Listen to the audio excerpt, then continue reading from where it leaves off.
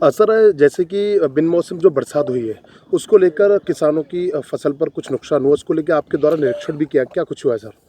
देखिए शासन के निर्देश मिले थे और जिलाधिकारी महोदय द्वारा भी सभी एसडीएम्स को ये कहा गया था कि अपने अपने क्षेत्रों में भ्रमण कर लें और ये देख लें कि क्या वास्तव में जो नुकसान हुआ है वो जो मीडिया के माध्यम से बताया जा रहा है वो वास्तविकता में सही है या उसमें कोई ऊपर या नीचे की बात है। मैं यहाँ किसानों से भी बात की, हमारे साथ एक यहाँ किसान खड़े हुए हैं,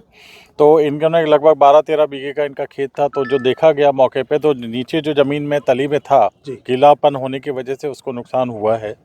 बट वो नुकसान चूँकि हमारा जो अनुमानित क्षति है 33% उससे कम है, लिहाजा बाकी क्षेत्रों में भी 40% ज़्यादातर गेहूँ की खेतियाँ होती है, तो 40% कटान होने के बाद जो 60% बचा है उनमें 33% से कम की क्षति अभी है।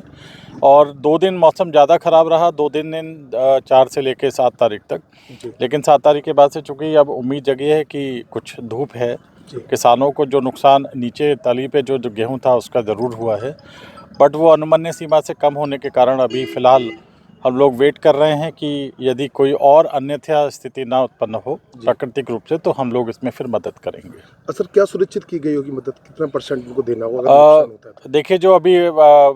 जो बाजारू दर है वो ज़्यादा है, पर जो सरकार का जो रेट है उस रेट के हिसाब से हम लोग मूल्यांकन करते हैं।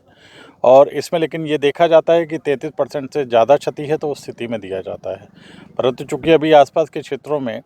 लगभग 15-16 गांव में क्षति कुछ ज़्यादा बताई गई थी, पर उनमें भी अनुमानित क्षति जो 33% है उससे कम है। और कमर्शियल क्रॉप्स हैं, कमर्शियल क्रॉप्स के पे जो नुकसान है उस पर भी कोई मुआवजा देने का नियम नहीं है, पर फिर भी हम लोग सरकार के नियम के तहत इनमें जो भी वाजिब होगा और अगर लगेगा कि इसमें मुआवजा देना है तो हम लोग सर्वेक्षण करा रहे हैं, विस्तृत सर्वेक्षण के बाद इसमें कार्रवाई की जाएगी।